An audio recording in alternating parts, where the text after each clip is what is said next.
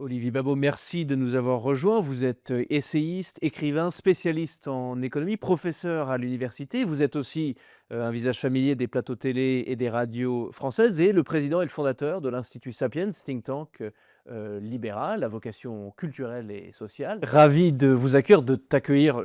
Je pense qu'on ne trahit aucun secret si on se dit qu'on se connaît et donc c'est pour ça qu'on se tutoie. Merci d'avoir accepté notre invitation pour apparaître, Merci de ton invitation. mais avec immense plaisir pour ce podcast pour 21 News, coproduit par Europe 1, mais pour le média belge 21 News, qui s'appelle «Le titre risque de te plaire, en toute liberté», qui ne se veut pas un podcast idéologique, on parle avec tout le monde, mais qui a quand même vocation à explorer des sujets du libéralisme économique comme social, dans un univers médiatique français qu'on trouve un peu dénudé de ce genre de positionnement idéologique. Et c'est d'ailleurs ma première question, Olivier. Et j'ai l'impression que j'ai tellement entendu cette question-là et je m'en veux même presque de la poser, mais je trouve que le sujet est quand même assez intéressant. Qu'est-ce qui se passe entre la France et le libéralisme? Voilà. Est-ce qu'il y a un grand non-dit? Est-ce qu'il y a une relation conflictuelle? Est-ce qu'il y a une tradition au contraire libérale en France? Et pourquoi est-ce que dès que vous parlez à quelqu'un qui connaît un petit peu la politique française, il vous dit libéralisme, ça ne marchera absolument jamais ici?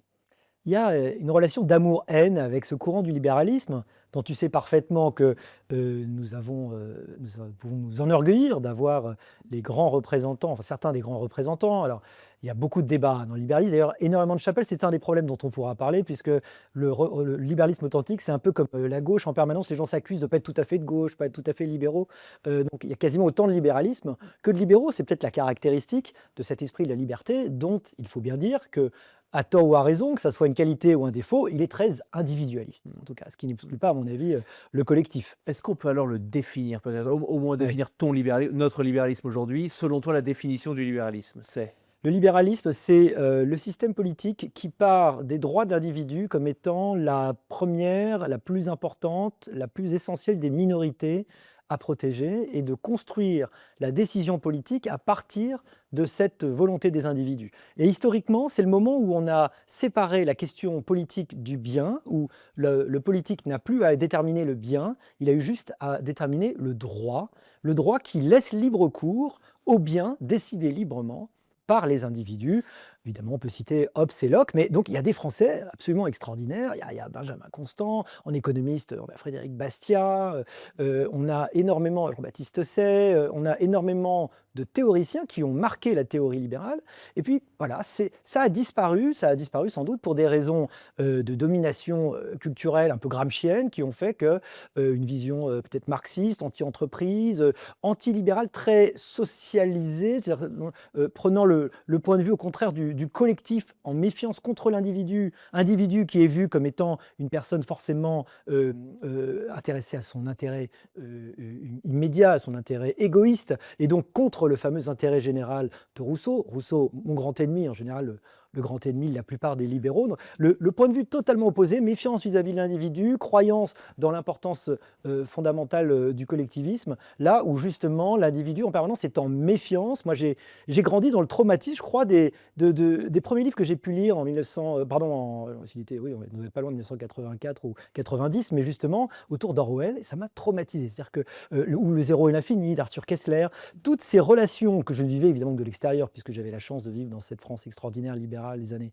80-90 et d'y grandir, toute cette relation d'un monde où le collectif broyait les individus, et ça, c'est ce qui a toujours produit la réaction d'indignation la plus forte chez moi.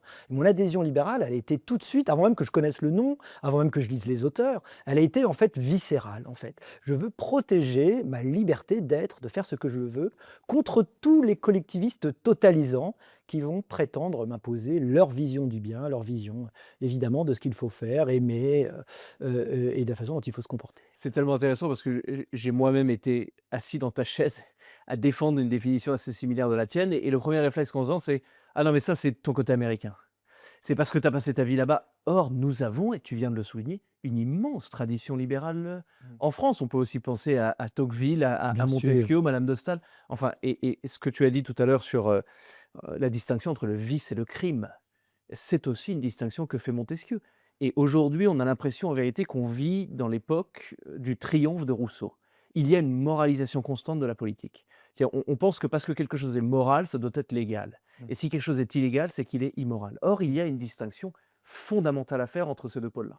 Oui, c'est une tendance d'ailleurs qui est assez compréhensible dans la mesure où le libéralisme constitue une parenthèse extraordinaire, une parenthèse enchantée dans un monde politique, dans une histoire politique humaine qui a toujours confondu le moral et le politique, ou le politique, à travers peut-être la théocratie avant, et des systèmes qui ont toujours imposé un système de biens en même temps qu'un système de pouvoir. Et il est totalement exceptionnel, et c'est même fondé sur une expérience de pensée formidable qui a été celle évidemment des Lumières. Évidemment, il fallait citer Montesquieu et cette séparation des pouvoirs, qui est, à mon avis, un des problèmes essentiels de notre époque actuelle. Il fallait vraiment avoir cette expérience de pensée, cette capacité à construire ensemble quelque chose qui n'est pas de l'ordre du naturel, ce que Pierre Manant remarquait très bien dans son Histoire intellectuelle du libéralisme que je relisais récemment, c'est l'idée qu'on va pour la première fois dire voilà, ça c'est pas un ordre naturel, c'est un ordre qui va justement être politique au sens grec de social en fait, collectif, mais que nous allons mettre en place pour le plus grand intérêt de ces parties prenantes. Et pourquoi est-ce que tu as dit que dans ton enfance,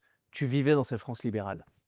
Donc on a eu une époque libérale. Enfin, on dit, on peut entendre souvent les libéraux sur les divers plateaux dire, les États-Unis ont eu Reagan, l'Angleterre a eu Thatcher et nous, Pompidou, mais à part ça, on n'a jamais l'impression d'avoir eu une profonde expérience libérale en France. Est-ce que le libéralisme a déjà triomphé pendant la Ve République ou au contraire, est-ce que tu attends encore, un éventuel déploiement de cette famille politique, dans les mains du pouvoir?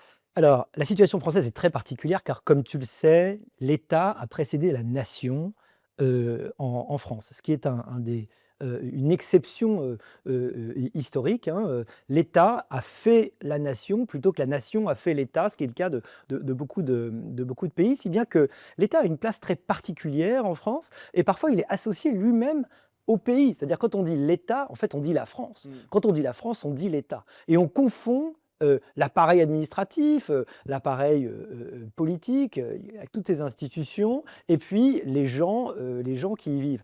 On a cette culture très importante, donc qui est très profonde de l'État, qui n'est pas du tout la culture qui peut exister aux États-Unis. Et comme tu le sais, il y a ce livre que je recommande toujours à mes étudiants. Je ne suis pas sûr qu'ils suivent tellement mes conseils de lecture, mais enfin, au moins, j'aurais donné le conseil. Le livre qui s'appelle La logique de l'honneur de Philippe Deribarne. Un livre absolument extraordinaire où il étudie les cultures nationales. C'est un spécialiste des cultures nationales.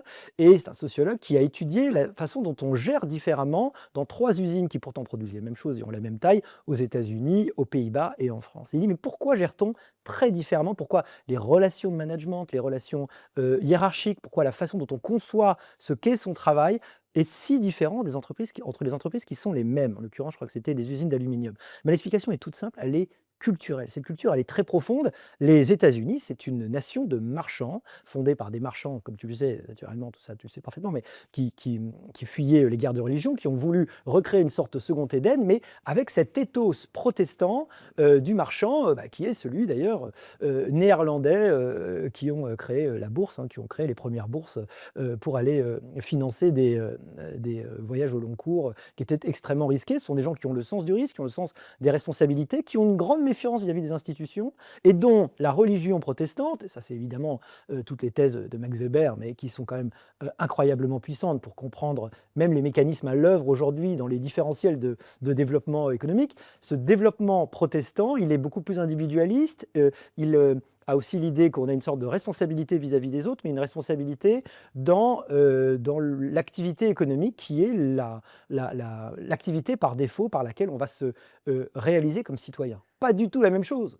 Chez les catholiques, un catholique, pour lui, comme il est écrit quelque part, je crois, dans un des évangiles, il est plus difficile à un riche de rentrer dans le royaume des dieux qu'à un chameau de passer par le chat d'une aiguille. Et C'est donc, ça. le riche est toujours mal vu. On va préférer, d'ailleurs, paradoxalement, la richesse héritée à la richesse acquise.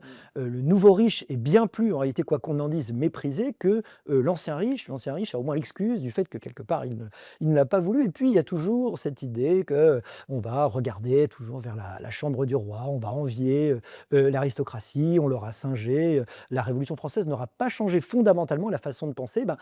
Plus de 2 siècles plus tard, on pense toujours de la même façon.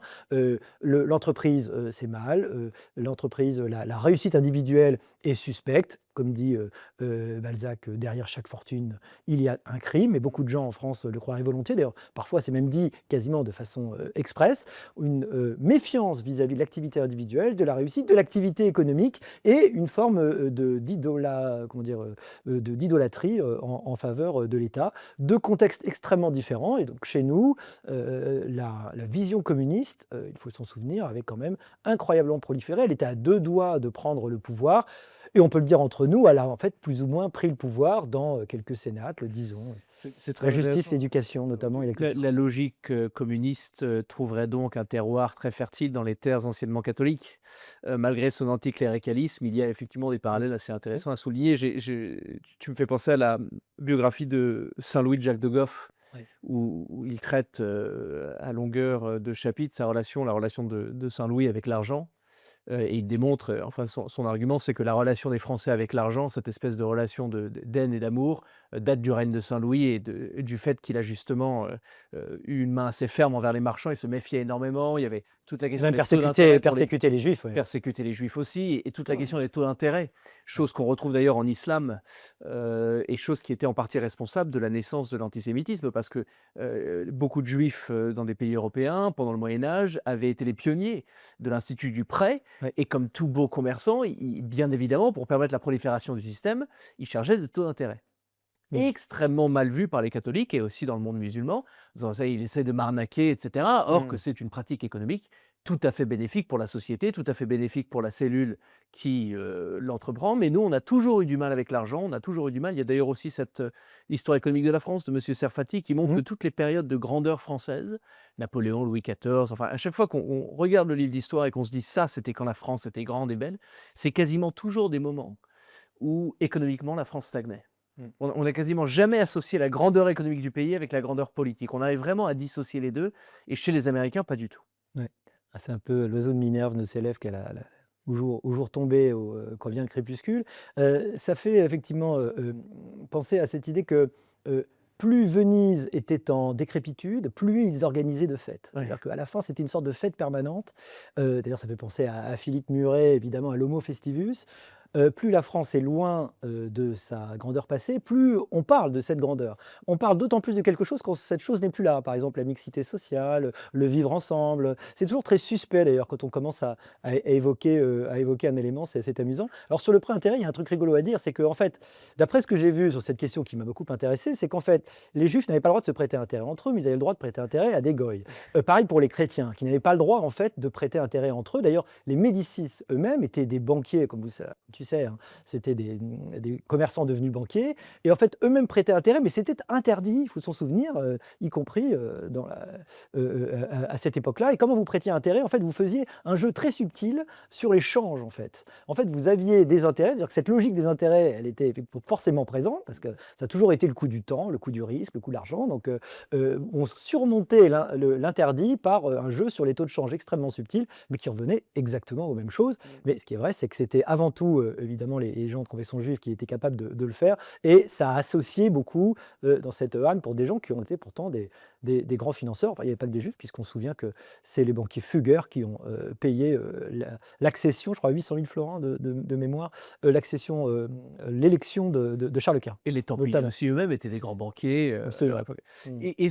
Alors, malgré ce terroir catholique, malgré le fait que nous avons une relation d'amour envers l'argent, est-ce que tu crois à une expérience politique libérale en France, sur le court terme ou sur le long terme? Est-ce que tu penses que c'est possible qu'un président, qu'un candidat à l'élection présidentielle, profondément libéral, avec des arguments libéraux, puisse y arriver et puisse accéder au pouvoir?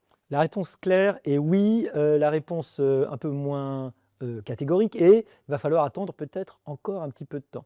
Alors pour reprendre l'histoire des idées avant de revenir à aujourd'hui, ce qui est intéressant, c'est que ce que remarque Pierre Manant justement, c'est que la caractéristique du catholicisme est que pour la première fois, il va assumer l'idée que l'organisation politique du monde, de la société, n'est pas tout à fait son problème. Il s'occupe de l'organisation du monde d'après. Et donc, il n'a pris le pouvoir politique quasiment qu'à contre-cœur. Il a quand même laissé ouvert cette capacité des hommes à trouver la bonne organisation entre eux, qui n'est pas tout à fait prescrite. C'est-à-dire que ça n'est pas complètement une théocratie, et c'est probablement ça qui a permis les Lumières ensuite. Voilà, c'est pas pour sauver un peu le catholicisme, mais en tout cas, il avait cette caractéristique en lui.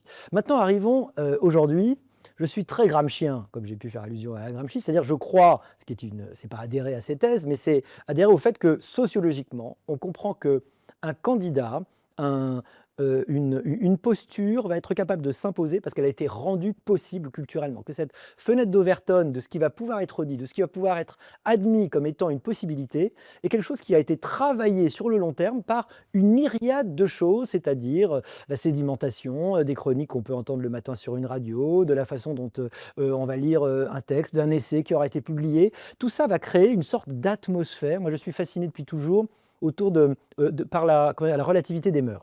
Voilà, c'est toute l'idée de Pascal, vérité de ce côté-ci des Pyrénées, erreur au-delà. Et si on s'intéresse à l'anthropologie, on se rend compte qu'à peu près toutes les mœurs, tout a pu être considéré comme bon, mauvais, sous les cieux humains. En réalité, ça ne fait pas de moi un relativiste complet, mais enfin je constate que tout ça peut évoluer énormément et qu'il y a il y a des conditions de possibilité pour que ces choses évoluent. C'est-à-dire que vous pouvez changer profondément la position des gens vis-à-vis de quelque chose en quelques années. Ça peut être en fait relativement rapide, mais il faut qu'il y ait la conjonction de gens qui disent à peu près les mêmes choses. Regardez, on l'a vu sur le rapport à la pédophilie. Je veux dire, autrefois, on avait Matzneff à apostrophe qui allait raconter des horreurs absolues. Tout le monde trouvait ça absolument normal. Oui. Cette fenêtre d'Overton s'est totalement déplacée en quelques années, et puis sur plein d'autres sujets qu'on pourrait évidemment mentionner. Il y a plein d'exemples qui montrent qu'on peut facilement faire tourner l'opinion. Il y a pas grand-chose qui peut faire tourner l'opinion dans une vue ou pour une autre, parce qu'il suffit qu'il y ait des gens qui se soient élevés,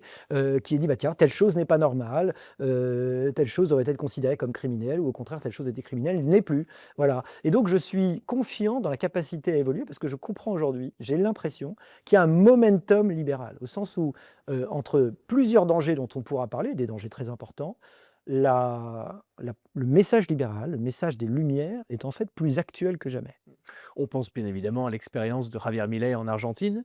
D'ailleurs, nous avons eu l'honneur de l'interviewer pour Oui. ce, Et bravo, d'ailleurs. pour ce podcast, mais Oui. je vous remercie, qui dit exactement la même chose, qu'il y avait un combat culturel à mener avant le combat politique. Étant, en vérité, le mot libéral en Argentine était, mais même plus qu'ici, considéré comme une insulte. Enfin, c'était un sujet absolument tabou. L'Argentine a été minée par le socialisme économique pendant des dizaines d'années, et ils ont voté pour le candidat peut-être même libertarien, enfin, qui faisait campagne sur la destruction de l'État. Et j'ai toujours en tête la une du Point, le journal qu'il fait en France, où il dit « Je suis l'agent destructeur, je suis l'agent qui va détruire l'État argentin ». Il dit notre président de la République. Enfin, donc c'est clairement possible. Il s'agit juste d'avoir une incarnation, un projet, et peut-être même que les choses aillent suffisamment mal. Donc ma question est la suivante, est-ce que les choses vont assez mal en France, économiquement, socialement, pour pouvoir envisager des profondes réformes, et notamment des profondes réformes libérales? Ou est-ce qu'au contraire, il faut attendre qu'elles aillent encore plus mal pour que enfin le peuple français puisse donner la légitimité à quelqu'un ou à un mouvement politique de le changer en profondeur? L'exemple argentin est très encourageant. Ça a été une formidable surprise pour beaucoup d'entre nous. A fortiori pour ceux qui connaissaient l'Argentine, sauf que moi j'ai de la famille là-bas, j'ai des cousins qui ont dû émigrer il y a 2-3 générations. Et je me souviens très bien de ce que l'un m'a dit. Il m'a dit, voilà, j'ai une retraite, donc j'ai payé toute ma vie pour une retraite. Ma retraite aujourd'hui ne me permet même plus de payer l'électricité de mon appartement, puisque toutes les retraites, certaines l'étaient, mais toutes les retraites n'étaient pas indexées. Et donc, c'est là où on voit la différence, et c'est exactement le sens de ta question. On voit la différence entre le moment de désespoir dans lequel étaient les Argentins, d'impasse totale, qui seul a pu justifier qu'on vote pour un candidat aussi disruptif que Javier Milei. Et notre grand problème en France, c'est que nous sommes encore trop puissants, nous sommes encore trop riches, nous arrivons encore trop à cacher l'incroyable appauvrissement que beaucoup ne soupçonnent pas vraiment en fait. Je me suis retrouvé sur un plateau, une spécialiste, et j'ai commencé à lui expliquer le rapport sur voilà, le PIB par habitant, la valeur créée, le décrochage par rapport à d'autres pays. Mais elle tombait complètement des nues. Elle dit, mais absolument pas, nous sommes riches et triomphants. Non, nous sommes plus riches et triomphants. Il faut ouvrir les yeux sur la réalité de notre situation. Eh bien, à l'heure actuelle, nous sommes encore au point où jusqu'ici tout va bien. C'est l'histoire du gars qui tombe évidemment de l'immeuble avant de heurter le trottoir. Jusqu'ici tout va bien, Ouais. alors qu'en réalité, quand on est un peu intéressé par la réalité des grandes évolutions et des chiffres, on se rend compte qu'en fait tout va profondément mal. De mémoire, le PIB par habitant français, ou plutôt le PIB par travailleur, est équivalent à celui du Mississippi, c'est-à-dire l'État le plus pauvre Oui. des 50 Ouais. aux États-Unis. Donc juste qu'on passe... Théoriquement, ils sont vérifiés en ce qu'on appelle en parité de pouvoir d'achat. Donc, Oui. ils sont un peu moins mauvaises que si on regarde de façon brute le PIB par habitant, mais quand même, c'est quand même très, très inquiétant. C'est-à-dire que depuis les années 80, nous avons totalement décroché. Alors qu'on était comparable avec On eux. était très comparables, on était quasiment, au même niveau, hein, dans les années 80, mais si chaque année vous avez un peu moins de croissance et en fait nous avons acheté notre sécurité, nous avons acheté un système de redistribution qui est le plus généreux du monde, je crois qu'on peut le dire, dans le monde, au prix d'un amenuisement de la croissance. Et bien cette croissance, ça fait qu'au bout d'un moment, nous avons juste moins de richesse et petit à petit, moins de richesse, c'est juste moins de richesse à redistribuer et moins on en a à redistribuer, plus on tue la croissance. C'est une sorte de nœud coulant fiscal et social qui est en train de tuer notre, comment dire, notre moteur de création de richesse petit à petit. Regardez, cette année, nous espérons péniblement arriver à 0% de croissance, si ça ne sera pas malheureusement une récession, c'est-à-dire trois trimestres d'affilée, hein, Donc qu'on plusieurs. qu'on passe 1 minute là-dessus, juste pour que les gens comprennent, parce que contrairement à un plateau, ici Oui, tu as le temps. oui. Heu, Quels sont les chiffres qui t'inquiètent le plus? Démographiquement, par exemple, on est tombé à 1,6 enfants par femme. Oui, Le seuil de renouvellement des générations, c'est 2,1 ou 2,1 parce qu'il y a toujours un peu de 2,1. mortalité, mais donc on comprend bien qu'il faut à peu près 2 pour 1, oui, Donc 2024, c'était la première par fois femme, depuis par femme. l'entre-deux-guerres où plus de Français sont morts que ne sont nés. Oui. Il y a un décrochage de la croissance. Quoi d'autre? Enfin, et quelle est la situation aujourd'hui sociale et économique de la France? Est-ce que le modèle est tenable? Et sinon, pour combien de temps? La situation, pour le dire très clairement, est que nous n'avons plus les moyens de financer le système de protection sociale que nous avons aujourd'hui.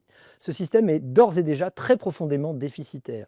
Le système de retraite, il faut savoir que vous n'avez qu'environ 60% des pensions qui sont couvertes par les cotisations. Le reste vient de quoi? Il vient de détournement de l'impôt, en particulier de la TVA, d'impôt qui aurait dû servir au fonctionnement de l'État, mais qui est utilisé pour financer nos dépenses courantes de retraite et puis même les dépenses maladie, car le deuxième grand bloc de sécurité sociale, il y a donc le risque vieillesse, la retraite, et puis le risque maladie. Ce risque maladie aussi, il est payé en fait à crédit, c'est-à-dire que nos visites chez le médecin sont payées au prix, sont payées par nos petits-enfants, c'est-à-dire par ceux qui viendront demain et qui inévitablement devront payer le prix de la dette, car il faut toujours le dire, la dette, ça n'est que les impôts de demain. C'est les impôts qui sont, comment dire, déportés sur les générations suivantes à mesure qu'ils deviennent plus lourds. Un chiffre qui va étonner tout le monde ou qui doit frapper et que tout le monde doit connaître. Cette année, nous devrons payer en intérêt de la dette, c'est-à-dire pas le principal, hein, c'est-à-dire l'intérêt seulement, le coût d'intérêt, le fait que ce que ça nous coûte d'être endetté au niveau où nous en sommes aujourd'hui, 3 500 milliards, plus de 115% du PIB, on va payer en intérêt de la dette 64 milliards d'euros. 64 milliards d'euros, ça se rapproche de plus en plus, ça va être supérieur au prix, à ce que nous coûte l'éducation nationale. Tout simplement, toute entière, toute mouillée. C'est autant que toute l'éducation nationale que nous dépensons chaque année pour payer les gens qui nous prêtent, gens que nous ne pouvons pas décevoir, car il faut rappeler que l'État ferait défaut tout de suite s'il n'était pas capable de faire rouler sa dette, c'est-à-dire de réemprunter en permanence. Et cette année, de mémoire, on est entre 300-350 milliards de réemprunt, c'est-à-dire que quand un bon du Trésor vient à épuisement, et ben, pour le rembourser, on réemprunte. C'est-à-dire c'est comme quelqu'un qui remprunterait pour rembourser. Et le problème est que les taux ne sont plus du tout les taux nuls, voire négatifs qu'on a pu connaître et qui faisaient qu'en effet, quand on réempruntait, on allégeait le poids relatif de la dette, alors que là, il s'alourdit. Nous sommes revenus dans un monde normal, un monde où il y a des taux, un monde où les gens nous prêtent en regardant le risque. Et ce risque, il faut bien dire qu'il ne fait qu'augmenter puisque nous n'avons cessé de perdre des notations, de perdre un degré dans la notation de notre dette. C'est-à-dire que la capacité ou la possibilité pour nous de faire défaut est de moins en moins, comment dire, improbable, impossible. Et ça, c'est très, très dangereux. Et pour faire face à ça, on a une démographie qui est en décrochage, une croissance quasiment inexistante. Donc le plan de sauvegarde du FMI, c'est combien de temps? Eh ben, Alors, ce ne serait pas tout à fait le FMI, ce serait peut-être une sorte de troïka, ce serait peut-être plutôt la BCE, puis d'abord l'Europe qui nous taperait sur les doigts parce qu'elle est un peu dépendante de nous. On est un peu tous attachés, vous savez, on est un peu comme des alpinistes attachés par l'euro entre oui. nous, hein, vous voyez. Ce qui nous a beaucoup sauvés, et ça c'est probablement d'ailleurs notre malédiction, il faut bien le dire, hein, c'est terrible à dire, hein, l'euro était une erreur. On a pensé que l'euro créerait la zone monétaire optimale, qui pourtant était normalement la condition nécessaire pour mettre une monnaie. On a pensé que l'euro allait comment dire, unifier les conditions économiques, mais en réalité, on reste très, très différents. Donc on a beaucoup bénéficié des efforts et de la rigueur allemande et du coup, bah, nous, petits poussets, comment dire, du Club Med, hein, comme on les appelle, un pays du Club Med, c'est-à-dire peut-être plutôt du pays du côté de la Méditerranée et de l'insouciance, de la cigale, nous nous sommes un peu laissés aller, alors que s'il n'y avait pas eu cette monnaie unique, on aurait dévalué, ça nous aurait fait les pieds, puis ça aurait amélioré notre compétitivité extérieure. Donc là, aujourd'hui, la compétitivité extérieure, elle est dramatique. L'agriculture, nous étions une grande puissance, nous ne sommes plus une grande puissance. Il y avait un formidable rapport du commissaire général au plan qui montrait, en prenant les chiffres de la ratatouille, que pour la première fois, que maintenant nous étions les importateurs de ces légumes, dont avant nous étions évidemment les exportateurs pour faire ce formidable plat qui est la ratatouille, qui se mange beaucoup dans le sud-ouest notamment. Et c'est un signe des temps, c'est-à-dire que nous nous laissons asphyxier, ce qui a assez bien montré le rapport Draghi il y a 1 an et demi sur les problèmes de l'Europe, parce que ce n'est pas seulement la France, mais la France les connaît de façon on va dire exponentielle ou paroxystique. C'est-à-dire que nous nous laissons asphyxier par, comme on dit aux États-Unis, the red tape, la bureaucratie, par la surtransposition. Nous nous laissons mourir d'air dans la bonne conscience des règles qui sont décidées totalement en dehors du terrain. Et petit à petit, nous permettons à des produits extérieurs de venir avec des conditions qui ne sont pas du tout celles qu'on impose à nos producteurs qui du coup meurent. Donc cette désindustrialisation, la fin de l'agriculture, ce déséquilibre démographique, cette incapacité à avoir de la croissance, qui est la seule façon pour nous de limiter et de rendre la dette soutenable, parce que c'est si on avait une croissance importante qu'on pourrait avoir une dette soutenable. Bien que la croissance soit un PIB plus important, cette dette, finalement, en pourcentage du PIB, elle devient beaucoup plus facilement, en gros, facile à, évidemment, on le comprend, à rembourser ou à soutenir si on a plus de richesse. Donc, on a de moins en moins de richesse et on tue cette richesse au fur et à mesure parce que notre seule façon pour nous de répondre à l'asphyxie, c'est quoi? C'est pas de remettre en cause nos dépenses, c'est pas de remettre en cause le système de retraite qui est totalement déséquilibré et qui est devenu totalement dingue. On n'arrive même pas à sous-indexer, ce que pourtant l'Agirc Arco a réussi à faire pour les retraites complémentaires. Il aurait fallu au moins sous-indexer, voire ne pas indexer du tout les retraites pour alléger de façon prodigieuse une année. L'indexation des retraites, c'était il y a 2 ans, je crois, ça a correspondu à 14 milliards de plus de dépenses. 14 milliards par les temps qui courent, c'est une somme extraordinaire, juste pour faire que les gens aient en termes réels les mêmes choses. Alors que si on l'avait laissé en termes courants, ça n'aurait pas été extrêmement douloureux, ça aurait été quelques pourcents, mais ça aurait été, du point de vue collectif, un allègement extraordinaire. Nous sommes dans, qui a dit ça? C'était oui, Villeroy de Galhau récemment, il a eu ce terme très dur, une gérontocratie, c'est-à-dire que les décisions sont dictées par les plus anciens, l'intérêt des plus anciens, mais au détriment en fait, de l'ensemble de la société, en particulier les plus jeunes, qui peuvent être logiquement et légitimement amers de cette situation. Voilà. Le tableau, vraiment, je suis optimiste de nature, mais le tableau est extrêmement inquiétant. Parce que nous n'avons même pas commencé à répondre et à l'heure actuelle, nous enregistrons ce podcast, le gouvernement est en train de réfléchir à ce qu'il appelle une baisse de dépenses, mais cette baisse de dépenses est absolument hypocrite, car cette baisse de dépenses est en réalité une baisse des niches fiscales, c'est-à-dire en fait de ce qu'ils appellent des net aides aux entreprises, c'est-à-dire en fait un alourdissement de la fiscalité. Et encore toujours, ce délire, cette folie française qui fait qu'on ne fait qu'est-ce qui est le plus facile à faire, c'est-à-dire qu'on arrive à s'en tirer petit à petit, à chaque fois, année après année, qu'en faisant des augmentations d'impôts, et en particulier des impôts incroyablement hypocrites, et même qui deviennent gaguesques, c'est-à-dire des prélèvements qui sont censés être extraordinaires, exceptionnels, n'est-ce pas, sur les plus riches ou les plus grandes entreprises. Et comme on sait, l'exceptionnel en termes fiscaux, ça dure. Rien n'est plus permanent qu'une politique temporaire, Oui. surtout en matière de fiscalité. C'était la grande phrase de Milton Friedman. On l'a vu d'ailleurs, ce que tu soulignes avec le mouvement Nicolas qui paye.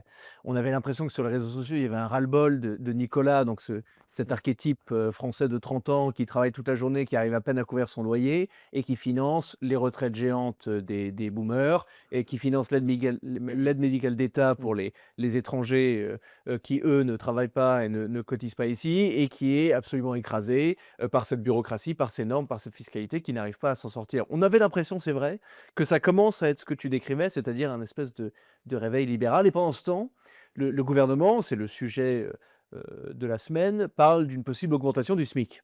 Oui. Ça, c'est un autre sujet parce que je trouve que les libéraux en France se prononcent assez peu sur ce sujet-là. Qu'est-ce que tu penses du revenu Du enfin, SMIC. du SMIC en Mm. France tel qu'il existe? C'est-à-dire ce n'est pas un crédit d'impôt comme Ça peut être dans le modèle anglo-saxon, c'est vraiment un taux qui est fixé presque par moralité, en fait. Mmh. Et d'ailleurs, les arguments qu'on entend quand cette mesure est défendue, c'est assez rarement, autre chose que de la morale. Il faut aider les plus pauvres, mais on est tous d'accord qu'il faut accompagner les plus pauvres. Mais est-ce que tu penses que le SMIC plutôt, de par ses conséquences économiques, est quelque chose qui pourrait ressembler à un crime social? C'est-à-dire qu'il empêche des légions de jeunes, et de personnes sous-diplômées à rentrer dans le monde de l'emploi?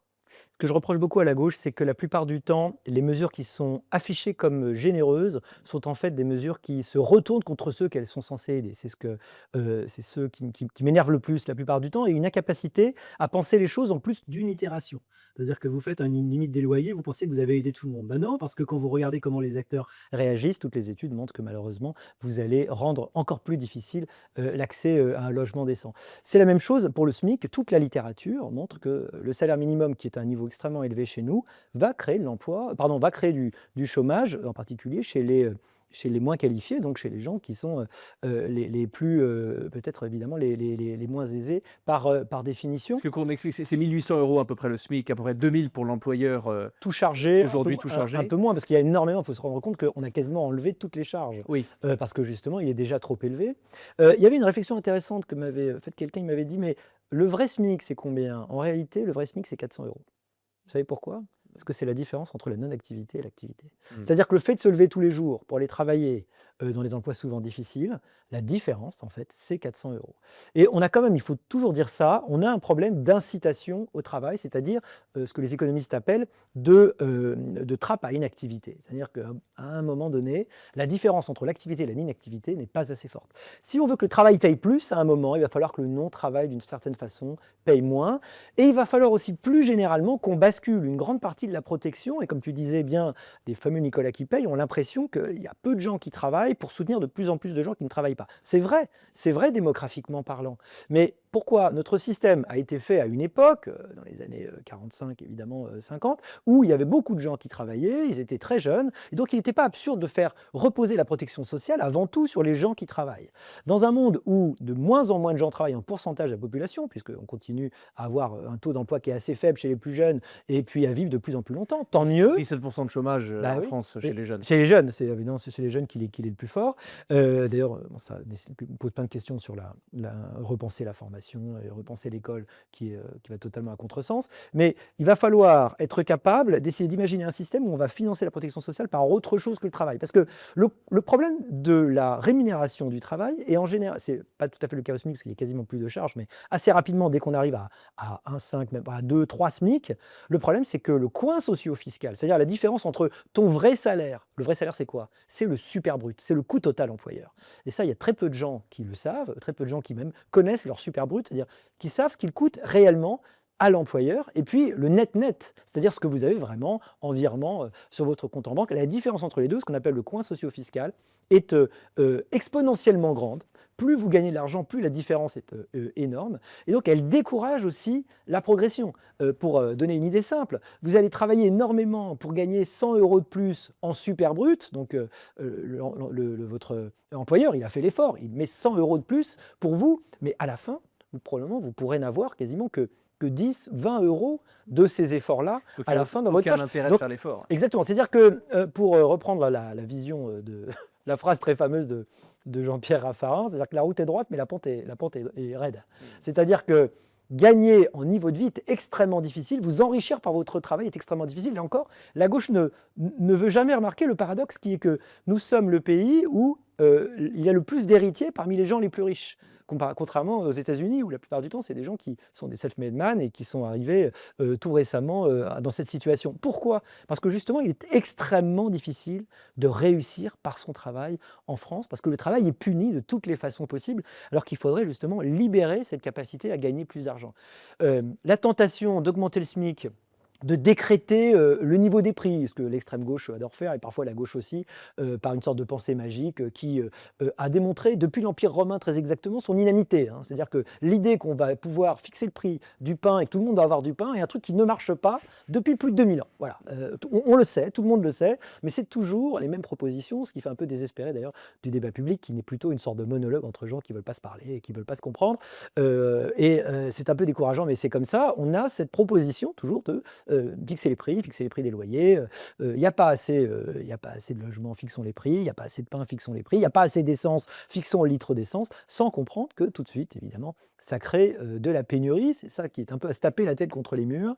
Mais il faut faire beaucoup de pédagogie de mécanismes économiques de base pour arriver à faire comprendre que c'est pas la chose est officiellement la plus généreuse qui va être après la chose qui va être la plus efficace. Donc pour aider les gens qui sont les moins formés, il faut revoir notre système de formation et peut-être permettre aux gens peut-être de travailler plus aussi, au resco referens. Hein, à un moment donné, vous ne travaillez que 35 heures et vous avez énormément de loisirs.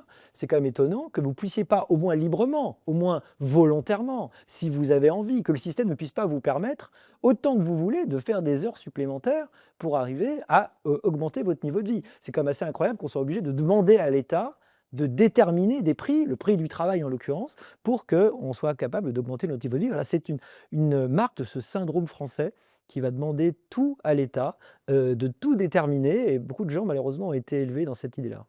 Et puis vous avez raison, tu as raison de charger la gauche, sur son manque d'éducation économique et peut-être même Mmh.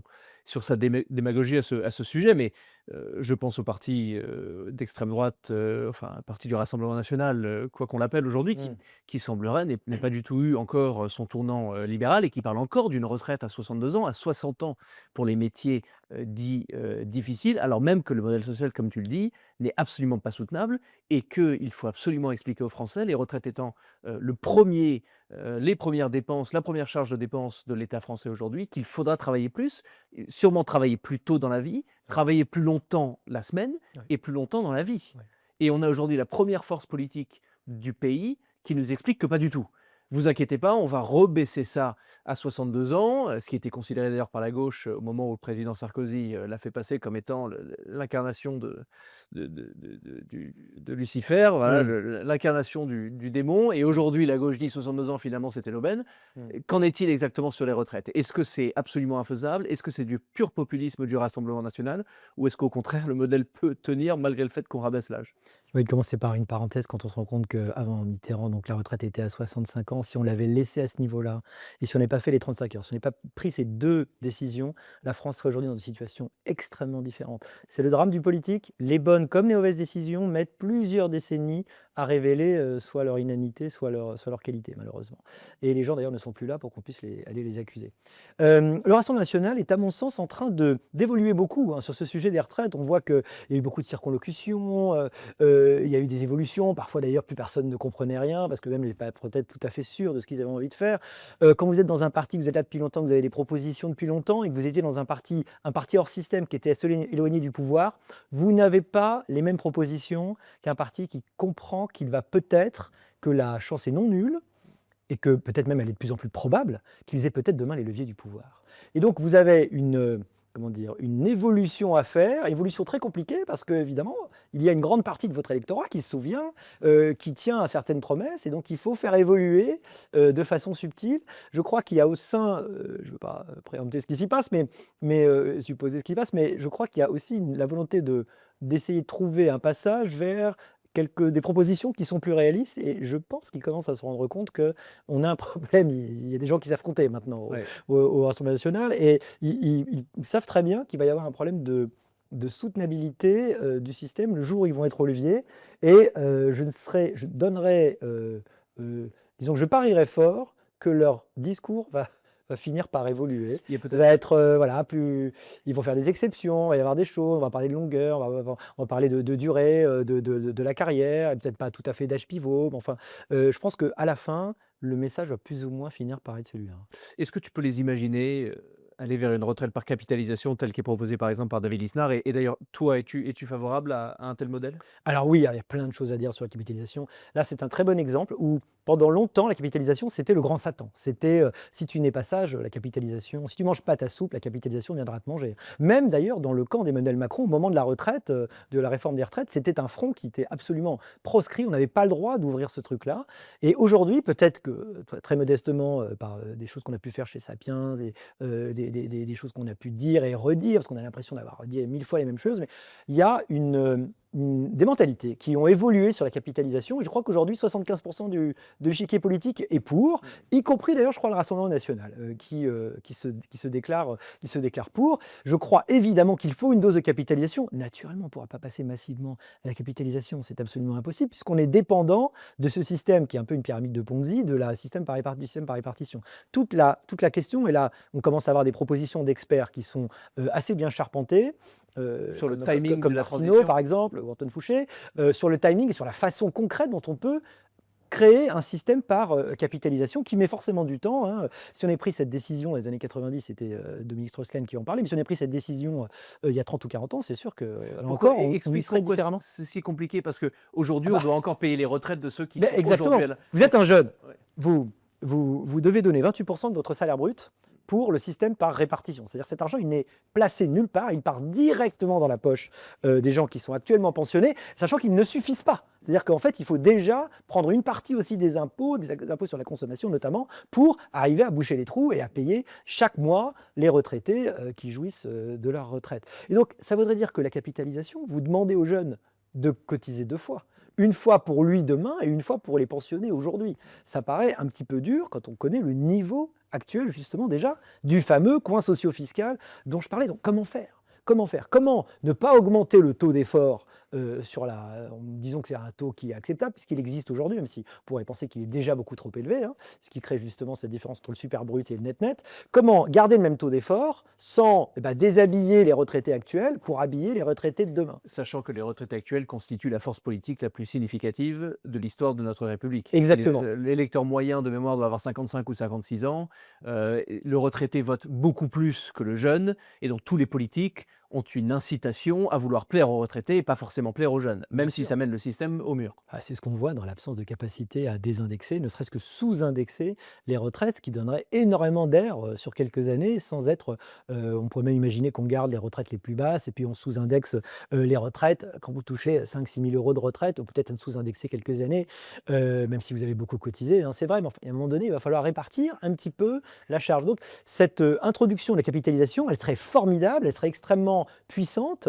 Il y a des exemples comme aux Pays-Bas, par exemple, où le taux de remplacement, c'est-à-dire votre pension par rapport au dernier salaire, est supérieur à 100%. Pourquoi ? Parce qu'il y a une capitalisation. Et en réalité, là où ce qui est très injuste dans la capitalisation, c'est que en fait, les riches en font déjà merci pour eux. C'est-à-dire que les gens qui ont un fort pouvoir d'achat, ça fait très longtemps qu'ils capitalisent. Il y a plein de formes de capitalisation, il y a le PER, et puis vous pouvez capitaliser de plein de façons possibles. Vous avez des placements financiers qui vous permettent d'avoir de l'épargne longue, qui est plus ou moins fiscalisée. Enfin, avec l'assurance vie, vous pouvez arriver à faire des choses en France.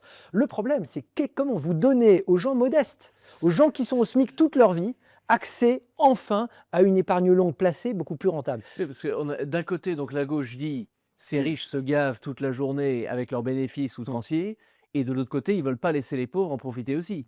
Si les riches se gavent, autant que les pauvres se gavent aussi. Il semblerait qu'il y ait une contradiction ici. La contradiction est totale et elle n'est jamais avouée. C'est-à-dire que si vraiment les actionnaires se gavent, mais alors gavons-nous. Oui. Pourquoi ne gavons-nous pas? On dit toujours les fonds de pension comme si c'était le royaume du Mordor qui avait pris possession du CAC 40. Mais les fonds de pension, c'est quoi? C'est le dentiste de Floride qui a travaillé toute sa vie, qui a mis de côté dans un fonds. Ce fonds, il répartit ses risques, il a acheté des actions LVMH, des actions du CAC 40, et il en tire les dividendes naturellement pour financer la retraite bien méritée du dentiste de Floride. Mais pourquoi nous, on n'a pas fait ça? Pourquoi le dentiste de Romorantin, il n'a pas droit aussi à ça? Alors peut-être que le dentiste de Romorantin, il fait des placements et lui, ça va, mais pourquoi la personne qui est plus modeste et qui, encore une fois, est proche du salaire minimum, n'a pas eu droit à ça? J'avais fait un calcul terrible l'année dernière et tout le monde avait fait un fact-checking et avait dit, c'est vrai, vous prenez quelqu'un qui est au SMIC toute sa vie. Officiellement, le système met 500 € par mois pour lui, pour sa retraite, officiellement, parce qu'évidemment, on a des systèmes de baisse de charges qui fait que ce n'est pas ce qu'il met son employeur, mais enfin, l'État est censé compenser. 500 € par mois, toute sa carrière. Imaginez que vous fassiez toute votre carrière au SMIC. À la fin, qu'est-ce que vous tombez avec quelle retraite avec le système par répartition? À peine plus que le minimum vieillesse. Okay. Maintenant, si ces 500 € avaient été mis sur un ETF Monde qui a fait 9% sur les 40 dernières années, l'ETF, c'est-à-dire un placement qui reproduit les actifs, les mutations, les évolutions boursières pour le monde entier, en l'occurrence sur un ETF Monde. Si vous aviez mis ces 500 € pendant 40 ans, vous auriez beaucoup plus d'1 million d'euros comme capital. Et avec ce capital, avec une hypothèse conservatrice de 3% super net que vous pouvez avoir sur ces 1 million, non seulement vous avez un capital que vous pouvez transmettre à vos enfants, extraordinaire, mais en plus, vous pouvez vivre avec 30 000 € par an. Vous voyez, si vous aviez eu la capitalisation, eh bien, c'est un monde totalement différent de retraite dans lequel vous auriez été. Alors, un petit caveat, oui, c'est ce qui s'est passé sur les 40 dernières années, mais les performances passées ne préjugent pas des 40 prochaines années. Mais enfin, pour l'instant, Oui, mais enfin, jusqu'à présent, ça s'est quand même extrêmement bien passé. Et là, les abrutis disent toujours, vraiment les abrutis, je le dis, parce que sur Twitter, on voit les gens dire: «Ah, regardez, si en 2008, vous partiez à la retraite, c'était au cœur de la crise». Mais les gens ne comprennent absolument pas comment fonctionne le système. C'est-à-dire que le système par capitalisation, les fonds par capitalisation, ils sont pas, ils absorbent les coûts, évidemment, sur 40 ans, et ils savent très bien que le taux de sortie va pas être celui, évidemment, ils ne vont pas avoir une sortie massive de leurs capitaux. Donc, ils prennent en compte ces à-coups, quels que soient les à-coups que vous pouvez avoir. Si votre système est suffisamment réparti, vous sortez avec une rentabilité qui est bien meilleure que celle du système par répartition. Il faut bien dire que le système par répartition, il était très rentable pour les retraités avant. À partir des années 90, c'est-à-dire des gens qui sont nés dans les années 90, cette rentabilité, elle va être extrêmement faible. En gros, ce qu'on appelle le taux de rendement interne, il va être entre 0 et 1%. donc la réponse de celui qui dit: «Oui, mais attendez, regardez la crise des subprimes en 2008, ça ne Bah, devrait ça, pas c'est de être la une so». connerie, en fait. Voilà. Non, parce que en fait, le placement retraite est quelque chose de très conservateur, de très Et diversifié, oui, qui ne prend aucun risque. vous placez sur 40 ans, donc il y a toujours eu des crises, Ouais. mais en réalité, si vous regardez l'évolution sur 40 ans, vous avez toujours capitalisé de façon extraordinaire quand vous étiez sur le marché actions, le marché obligations. Ça, c'est sûr que vous n'avez pas enrichi avec le livret A, hein, dont le taux réel, il faut le rappeler aux Français, est négatif. Il y a un autre sujet, et là j'ai l'impression que c'est quelque chose qui coince pas mal de libéraux de plateaux de télé, c'est le sujet de la réindustrialisation. Ouais. C'est le grand sujet politique du moment, hein. Tout Mm. le monde en parle, de gauche comme de droite, il faut réindustrialiser, mais il me semble que le libéral ici se trouve quand même face à une hypocrisie, parce que d'un côté, enfin, c'est le libéralisme qui dit libre-échange, pourquoi pas exporter notre industrialisation si on peut trouver une équation qui a plus de sens avec une usine en Inde ou une usine au Pakistan, et au contraire, ça c'est plutôt le protectionniste qui dirait pas du tout: «Faut garder l'usine de chaussettes en Auvergne, parce que c'est comme ça qu'on protège les emplois locaux», et cetera. Est-ce que la France est déindustrialisée, Olivier? Ou est-ce qu'au contraire, et j'ai eu cette conversation avec un autre, de nos confrères, libéral, qui m'expliquait qu'en fait, non, on est juste surspécialisé dans l'aérospatial, dans l'aéronaval, dans quelques, grandes, Ouais. industries. On a absolument à envier, à personne, et si on est effectivement en pleine déindustrialisation, et il semblerait que c'est le cas, qu'est-ce que le libéral peut faire? Voilà. Est-ce qu'il peut devenir protectionniste? Est-ce qu'il devrait devenir protectionniste? Ou est-ce qu'il y a une réponse libérale au problème? Alors, c'est une question très importante parce qu'effectivement, le libéral, normalement, la vision libérale est une vision de libre-échange, et toutes les études économiques, les experts, toutes les théories économiques montrent que le libre-échange enrichit collectivement les gens.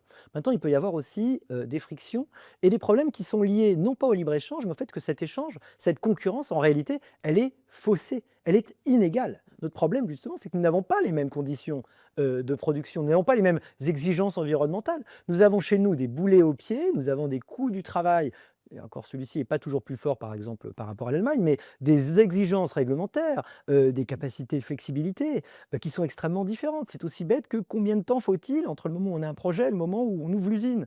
Chez nous, ça peut être des années et des années, ça peut même se compter en décennies si jamais le truc, finit par se monter parce que, je sais pas quoi, il y a une grenouille, je sais pas quoi, qui, est à cet endroit-là, donc on peut plus rien faire. Alors que, en Chine, la chose est faite en quelques mois, si c'est pas en quelques semaines. Donc ça veut dire que la concurrence, très bien, mais encore faut-il que la concurrence soit la même. Et la vraie question se pose aujourd'hui, en effet, de remettre une sorte de protectionnisme qui ne soit pas seulement le protectionnisme éducateur, qui est un des cas dans lequel la théorie reconnaît qu'il faut du protectionnisme, mais un protectionnisme de rééquilibrage économique. Et là, je commence à voir mon chemin de Damas et me dire, mais peut-être nous avons été très naïfs. Donc, d'un côté, remettre des clauses miroirs, et de l'autre aussi, réfléchir aux obligations et aux boulets que nous nous mettons au pied. Alors, est-ce qu'on est surspécialisé? Oui, sans doute, c'est un gros problème. C'est toujours très mauvais, surspécialisé, il vaut mieux. C'est comme les placements, hein, il faut diversifier, mais surtout, on est beaucoup trop spécialisé dans les services. Notre économie est beaucoup trop dans les services. Or, les services est le moment, enfin, est l'activité dans laquelle il y a le moins de croissance de la productivité. La productivité, elle a lieu justement dans l'industrie. Ce qui explique le décrochage de création de richesse dont on parlait. Des pays comme les États-Unis, on sont encore plus industrialisés, beaucoup plus que nous, et du coup, ont pu favoriser, ont pu connaître des gains de productivité. Nous, on ne peut pas connaître ces gains, et donc c'est une partie de notre problème parce que nous sommes beaucoup trop dans les services. On est totalement désindustrialisé, la part de l'industrie a été divisée par deux, plus que par deux, depuis 30 ans dans notre pays. Il faut donc se réindustrialiser, c'est extrêmement difficile. Ça n'est pas la même industrie qu'autrefois, c'est une industrie qui va être plus technologique, avec moins de personnes, genre des gens extrêmement bien payés, et qui vont être très dépendantes, non seulement des marchés qui sont autour, mais aussi évidemment des conditions fiscales et réglementaires. Ça fait un moment qu'on parle de réindustrialisation, qu'on a fini par se réveiller, alors que les spécialistes en parlent depuis plus de 25 à 30 ans en fait, hein, et on tire la sonnette d'alarme depuis 30 ans, on a l'impression que ça fait 5 ans qu'on en parle. C'est un peu désespérant là encore, hein. Mais on s'en est aperçu, on n'a pas vraiment inversé la tendance. Aujourd'hui, malheureusement, dernière nouvelle, il y a toujours plus d'usines qui ferment que d'usines qui ouvrent. Et là encore, c'est quelque chose qui me rend très pessimiste, c'est la capacité à inverser vraiment la vapeur. Est-ce que nous avons eu des dirigeants politiques capables d'avoir suffisamment de légitimité, de courage, de capacité d'action, de volonté de tordre le bras à un appareil administratif qui n'a plutôt pas intérêt à ce que les choses se fassent? C'est toujours moins risqué que quand rien ne se passe plutôt que quand quelque chose se passe. Ils prennent moins de risques, donc ça c'est de la sociologie administrative malheureusement de base, et donc il faut une volonté de faire, une volonté incroyablement puissante pour arriver à bouger les choses.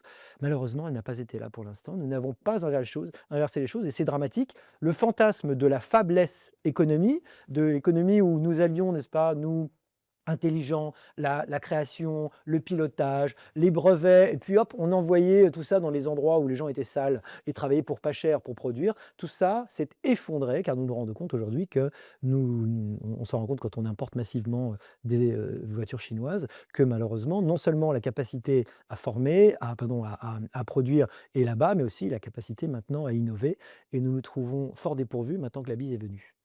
Ton libéralisme, et en tout cas le libéralisme de notre conversation aujourd'hui, est très économique. Ouais. Est-ce que tu as aussi ce libéralisme social? Je pense notamment, à la fin de vie, je pense notamment à la dépénalisation ou la légalisation de certaines substances. Mmh. Je pense à tous ces sujets qui, là, on a l'impression qu'on trouve très peu de libéraux en France, mais la plupart sont des libéraux économiques, encore moins, de libéraux, sociaux. Mmh. Quel est ton avis justement sur la dépénalisation des substances? Parce qu'il y a une logique de marché aussi qu'on peut s'appliquer, mais c'est principalement un sujet social, et surtout sur ton avis sur la fin de vie, Mmh. c'est-à-dire l'idée que l'individu est auteur de sa vie, propriétaire de sa vie et de ses actions, donc par définition propriétaire de sa mort, si on Mmh. suit la logique. Ouais.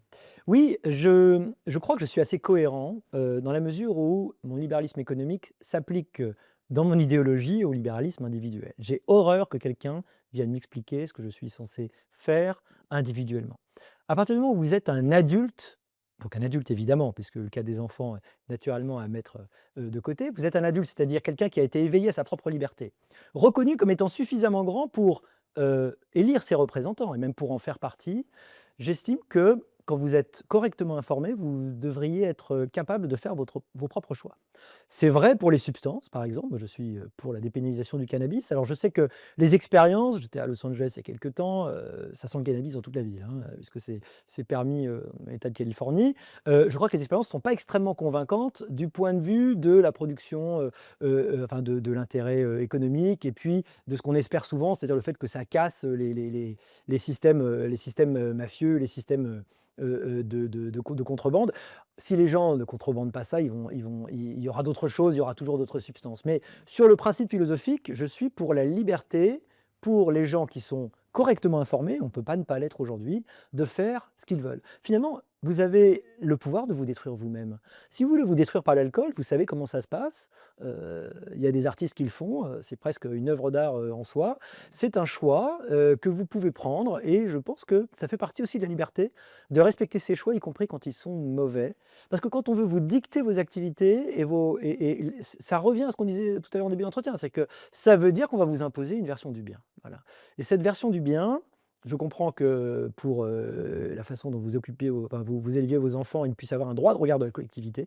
Mais quand il s'agit de vous-même, je trouve que vous devriez être libre au maximum, évidemment dans la limite de ce qu'on pourrait appeler les externalités négatives pour le reste de la société. Aussi pour la GPA, la gestation pour autrui?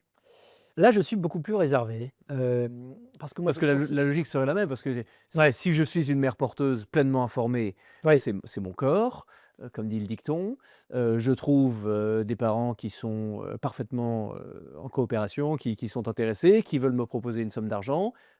Si on suit la logique, ça serait effectivement, purement dans le monde de la liberté individuelle. oui, si sauf si on prend en compte, l'intérêt de l'enfant lui-même, en tout cas plus exactement le droit de l'enfant lui-même.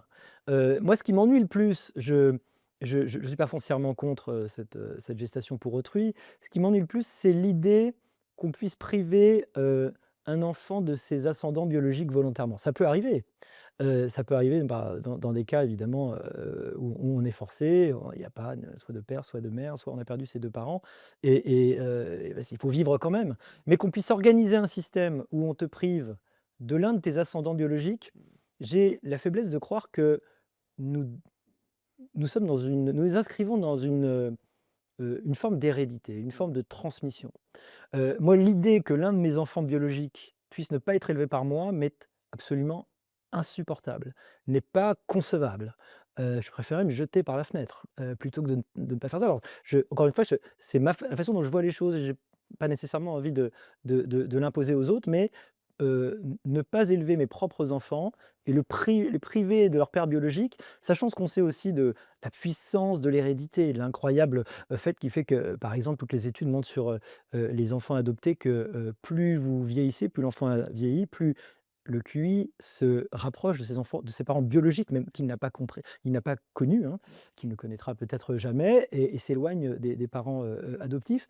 Cette puissance de l'hérédité, le fait qu'aussi d'ailleurs on peut passer, des expériences, négatives, fait que je trouve très important la lignée. Alors c'est vrai que cette lignée, elle n'a pas bonne presse, y compris chez les libéraux, puisqu'on a envie de se concevoir comme étant des espèces de monades, des gens, qui sont complètement détachés de toute hérédité, de toute dépendance au passé.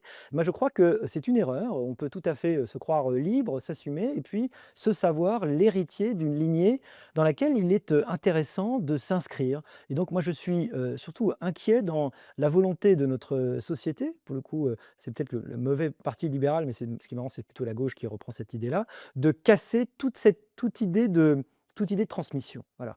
Je crois que cette idée de transmission, d'héritage, de lignage, elle est extrêmement importante, puisqu'elle fait aussi, elle fait partie de notre être au monde, de notre appartenance à un monde qui n'est pas seulement le monde d'aujourd'hui, mais qui nous fait l'héritier d'une façon ou d'une autre de tous les gens qui ont vécu avant nous, qui ont eu des aventures, qui ont eu des désirs, qui se sont battus, dans la vie et nous en sommes, aujourd'hui, les héritiers. Voilà, c'est ça qui m'inquiète le plus. Et pour l'aide à mourir, le suicide assisté, parce que là, l'enfant sort de l'équation, là, ça relève pleinement Bien, de la liberté individuelle dans ton.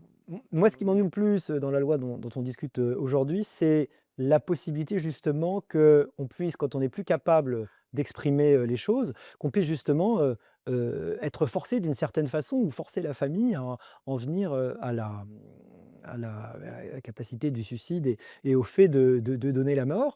Je suis, comme probablement nous tous, très, très ennuyés par ce qui peut être de l'acharnement thérapeutique et les capacités aujourd'hui, médicales peuvent faire malheureusement qu'on peut, faire survivre quelqu'un très longtemps dans des, comment dire? Des Dans conditions. des conditions, ouais, qui sont difficiles et en même temps, je suis inquiet par un système qui pourrait, par des obligations administratives, par une impossibilité, une interdiction législative qui serait faite à toute objection, qu'on soit, pris dans une sorte de toboggan d'euthanasie. Voilà, c'est ça qui m'inquiète beaucoup plus. Alors que sur le principe, bien sûr, je suis pour la capacité des gens de choisir leur mort. Moi, j'admire beaucoup chez les anciens romains, d'ailleurs Monterland avait écrit quelque chose de très beau là-dessus sur, je crois et je crois depuis toujours, même si j'ai pas d'idée suicidaire du tout, j'en ai jamais eu, mais que ça fait partie de la liberté de la vie que de la capacité de prendre la porte de sortie à tout moment et de pouvoir dire: «Voilà, je m'en vais», comme l'a fait, Monterland, comme l'ont fait beaucoup de gens quand ils ont estimé alors ils avaient pas trop de famille. Monterland, c'était plus facile.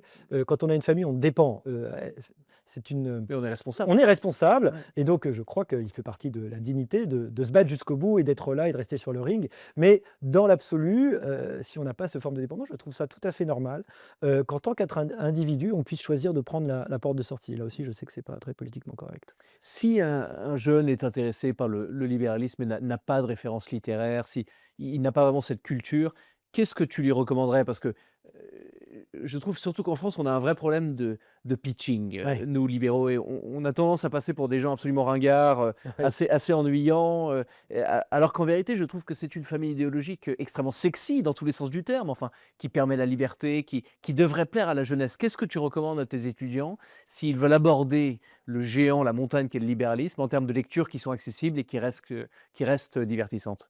C'est vrai que quand on est jeune, on a tous, je crois, un moment, romantique, les philosophes allemands, Nietzsche, Schopenhauer, mais romantique un peu sur le côté, dépressif. Et puis j'espère qu'on a tous aussi un moment, exalté, mais exalté, dans la liberté. Alors c'est pas tout à fait ce qu'ont l'air de dire, les sondages, électoraux sur ce que votent les jeunes malheureusement, mais normalement on devrait avoir cet appel-là. Alors il y a plein de livres qui sont évidemment, difficiles à lire. Moi j'aurais envie de recommander, un livre qui est extrêmement peu lu, c'est, Ayn Rand, La Grève, Atlas Shrugged. Alors, recommander un livre de plus de 1000 pages. Juste là. Ah bravo, bravo. C'est la version française ou, Atlas Shrugged, non, Atlas en Shrugged, c'est anglais Atlas mais Shrugged qui ça y est, il est existe ici, traduit, heureusement, il a été pour montrer que je ne suis pas un ah, c'est une belle version. Ah oui, oui, c'est la absolument, bah, donc voilà, bah, le voici voilà. la Alors, vous recommandation n'êtes pas de obligé de le lire. Alors effectivement, recommander aux jeunes un livre qui a fait plus de 1000 pages, ouais. c'est évidemment un petit peu aventureux, mais c'est un livre qui se lit, vraiment très, très bien en réalité et qui peut-être est une des très bonnes, introductions à la liberté. Puis il y a une autre façon peut-être d'y être introduit, mais c'est, à contrario et moi je racontais de mes émois intellectuels adolescents pardon et la lecture d'Animal Farm, la ferme des animaux est vraiment une lecture qui m'avait traumatisé, comme 1984. C'est-à-dire que j'avais compris les mécanismes staliniens qui font que, par une sorte de pyramide totalement dingue, de soumission, on puisse collectivement, rentrer dans une sorte de mécanisme de mort et c'est ça qui a fondé mon engagement libéral. Donc là encore, si vous voulez comprendre les vertus de la liberté, regardez tous les mécanismes totalitaires. Allez lire aussi, Le zéro et l'infini, La zéro et l'infini d'Arthur Koestler, ou Solzhenitsyn et tout ce qu'on peut raconter sur ces systèmes qui ont tous la même base, hein. Comme on sait évidemment, nazisme et communisme sont les 2 faces d'une même pièce, hein. Cette idée totalisante qu'on va rentrer justement dans la notion du bien, qu'on va éliminer ceux qui ne sont pas conformes, qu'on va faire le bien des gens contre leur gré. Et ben, si vous lisez bien ça, normalement vous êtes immunisé contre tous ces systèmes et naturellement vous allez adhérer à la liberté. Olivier, tu as écrit un livre absolument fascinant qui s'appelle «L'ère de la flemme», où tu attaques justement cette idée, et on le voit, ça revient constamment dans nos débats, c'était le sujet d'ailleurs sur RMC la semaine dernière, le congé climatique, la semaine de 4 jours, le télétravail, enfin, on a l'impression qu'on s'éloigne de plus en plus, d'une société qui a le travail comme valeur et d'ailleurs, la députée, Sandrine Rousseau, il me semble, t'avait répondu quand elle avait parlé parlé d'un droit à la paresse. Explique-nous à peu près la thèse de ton livre et ton positionnement sur ce sujet. C'était Paul Lafargue au 19e siècle, Paul Lafargue, le gendre de Marx, qui faisait, l'éloge de la paresse dans un petit essai, grinçant où, il louait la capacité à diminuer le temps de travail et à rentrer dans une vie de loisir. Moi, je suis tout à fait pour le loisir. Je suis pour l'osium au sens latin du terme, c'est-à-dire l'occupation qui vous émancipe contre l'occupation qui vous aliène. Je crois juste que, du point de vue du travail, on fait la grosse erreur en France de toujours associer le travail à l'aliénation. Alors que le travail peut tout à fait, c'est pas le cas de tous les travaux, mais beaucoup de travaux le sont des travaux qui émancipent justement. On fait toujours cette erreur, on dit loisir égale émancipation, travail égale aliénation. C'est pas du tout le cas, on peut avoir du travail qui émancipe. Et ce que j'ai aussi écrit dans un livre qui s'appelle La tyrannie du divertissement avant l'ère de la flemme, c'était que aussi, faisons attention, il y a aussi du loisir qui aliène. Contrairement à ce qu'on pourrait croire, il y a du loisir divertissement qui vous détruit. Alors moi, je suis extrêmement partant pour un monde où nous avons de plus en plus de loisirs. Et je remarquais dans mon essai, L'ère de la flemme, que Lafargue, s'il vivait aujourd'hui, se rendrait compte que ce qu'il a souhaité existe. C'est-à-dire qu'un monde où le temps de travail lissé sur toute la vie, c'est de quelques heures par jour et encore, c'est le monde dans lequel nous vivons aujourd'hui. Si on calcule quelqu'un qui mène une une vie complète aux 35 heures aujourd'hui et qui vit 80 ans, la vie moyenne, en réalité, il aura consacré 10% de sa vie éveillée à travailler seulement. C'est-à-dire 90% de notre vie, ça va être du temps arbitrable. Que faisons-nous de ce temps? Pour moi, c'est la vraie question. Alors, on peut payer, avoir du loisir, mais la remarque qu'on peut faire à Sandrine Rousseau, que je lui ai fait en toute amitié, c'est que le loisir et la paresse sont formidables, mais il faut toujours se souvenir, on vient de parler du système économique dans lequel on vit, cette paresse, c'est-à-dire cette inactivité et la richesse dont je jouis dans cette inactivité, sont payées par des gens qui bossent, sont payées par les gens qui travaillent. Tout le monde a envie d'être en terrasse dans un café au soleil. Personne n'a envie d'être celui qui sert, d'être le garçon qui sert. À un moment donné, il faut bien un garçon. Il va bien falloir ce serveur qui soit rémunéré. Et donc moi, ce qui m'inquiète, c'est pas le droit à la paresse en lui-même, même si c'est une façon aussi de contester le fait que le travail peut être un travail de réalisation de soi. C'est le fait qu'on estime, on veut oublier que chez nous, la paresse, c'est-à-dire le fait de moins travailler, se paye au prix de la dette et au prix du travail de ceux qui bossent. Voilà, qui bossent le plus. Et puis même la paresse, enfin, c'est cette phrase, il me semble que c'est le duc de Wellington, mais peut-être un autre aristocrate britannique du 19e, s'amuser un peu, c'est très bien, s'amuser trop, c'est abominable. Oui, c'est ce que disait Keynes dans les années 30. Il dit on va vers une société des loisirs, mais on ne peut pas voir arriver à la société des loisirs sans effroi. Parce qu'en réalité, occuper ce temps libre, c'est extrêmement difficile. Paradoxalement, on n'a jamais eu autant de temps libre. On n'a jamais d'ailleurs eu autant aussi de richesse, de protection contre les heurts de la vie. Et pourtant, on est de plus en plus dépressif, consommateur de psychotropes. Paradoxalement, ce monde des écrans hyper technologiques et du divertissement omniprésent n'est pas un monde du bonheur, au contraire. Et justement, avec l'intelligence artificielle, avec l'automatisation grandissante, est-ce qu'on va vers un monde sans travail?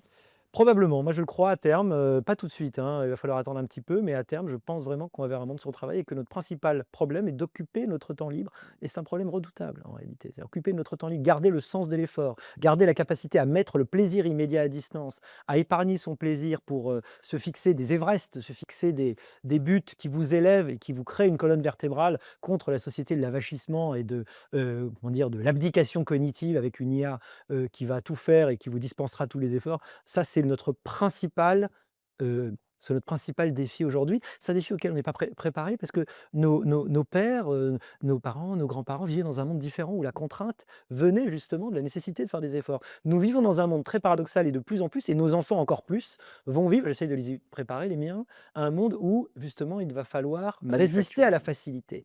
Il va falloir faire l'effort de résister au manque d'exigence d'effort. Et ça, c'est encore plus dur que de résister à la contrainte. Manufacturer la difficulté donc, Voilà, exactement. manufacturer la contrainte. Se fixer ses propres difficultés, un peu comme on va faire du sport et aller à la salle parce qu'on n'a plus besoin de marcher. Une autre question, on parlait de Sandrine Rousseau, si, tu le veux bien, sur la France insoumise, et sur son essor électoral. On Mmh. l'a vu, hein, et les travaux de monsieur Fourquet d'ailleurs le montrent, que c'est une force politique, grandissante, Oui. qui accumule des scores de plus en plus impressionnants, que ça soit pour les élections nationales, présidentielles et législatives, mais aussi municipales, où ils ont eu une performance, tout à fait admirable aux dernières municipales qui étaient les nôtres, il y a quelques mois. Quelle est ta vision de cette famille politique? Est-ce que tu les considères comme un interlocuteur sérieux dans le débat démocratique, économique, politique? Et envisages-tu une candidature de Jean-Luc Mélenchon au second tour de l'élection présidentielle? Je crois que LFI est aujourd'hui la force politique la plus dangereuse, la plus menaçante, la plus officiellement non démocratique et je ne parle même pas de l'antisémitisme qui aujourd'hui, est, officiel en réalité, de ce parti. En plus, comment dire? Du communautarisme, qui ne se cache pas, lui aussi qui est officiel. Je crois que c'est une aujourd'hui la puissance, le parti le plus anti-républicain, en tout cas le parti anti-républicain qui menace clairement, l'avenir de nos démocraties. Voilà, je le dis extrêmement, clairement. Je suis extrêmement inquiet de la façon aussi dont, ils ont une prégnance, idéologique assez forte, car parce qu'ils bénéficient de beaucoup de relais et là, il faut qu'on soit un peu plus lucide et qu'on comprenne que, alors évidemment la démagogie a toujours très, très bien marché. Évidemment mécanisme de fonctionnement et de fabrique de l'opinion, c'est, comment dire? C'est polarisé, sans doute, encore plus avec les réseaux sociaux, donc ça facilite, les choses. Mais il faut essayer de voir de façon assez lucide, comment ils procèdent avec, la mise en avant de certaines propositions, la martelant des choses extrêmement simples qui sont martelées, répétées, je pense à Attaque Zuckman et à d'autres choses comme ça qui sont compréhensibles par les gens et ben, il faut essayer d'utiliser à un moment donné les mêmes armes, être capable d'avoir des propositions. Tout le temps qu'on va, utiliser dans les médias à, essayer d'expliquer, faire la pédagogie, des bêtises qui sont proposées, c'est du temps perdu pour faire les bonnes propositions. Moi, je pense qu'il faut arrêter de s'excuser, que trop longtemps, je crois que je plaide, je prêche pour un converti, mais trop longtemps, la droite s'était excusée d'être de droite, et qu'elle aurait été bien mieux, évidemment, si elle avait assumé ce positionnement à droite, alors qu'elle a passé son temps à essayer de montrer qu'elle était quand même un peu de gauche. Il faut arrêter avec ces conneries, il faut absolument assumer sa ligne, et il faut faire exactement comme ils font, c'est-à-dire ne pas répondre à leurs arguments, il faut tracer son sillon, il faut imposer ses thèmes, il faut être proactif et surtout pas en réaction, parce que le temps qu'on explique que la taxe Zuckman est une connerie, on a déjà perdu les 5 ou 10 minutes qu'on avait de fenêtre médiatique. Donc il faut changer complètement de stratégie, parce que là, le combat culturel est extrêmement important pour arriver à imposer la raison contre ces forces de diffraction, ces forces d'explosion, je trouve, démocratiques qui sont à l'œuvre. Merci, Olivier Babot. Alors, on a une petite tradition pour 21 News, c'est que on demande à nos invités d'inviter le prochain invité du podcast. Donc, aujourd'hui, j'aimerais te demander, si ça ne te dérange pas, d'inviter Guillaume Kasbarian, l'ancien ministre, qui vient de fonder un mouvement Ouais. qui se revendique en tout cas du libéralisme, et de regarder la caméra juste derrière moi et de l'inviter à venir parler de son engagement politique et de sa vision du libéralisme pour En toute liberté. Cher Guillaume, tu fais évidemment partie des figures libérales émergentes. Alors, elles ne sont pas très nombreuses, alors c'est peut-être plus facile d'être visible, mais en tout cas, qui ont pu réjouir les libéraux dont je suis récemment. Et donc, j'ai le grand plaisir de t'inviter lors d'un prochain tournage du podcast avec l'excellent Louis Sarkozy. Tu verras, tu seras très bien reçu. Merci, Olivier. Merci.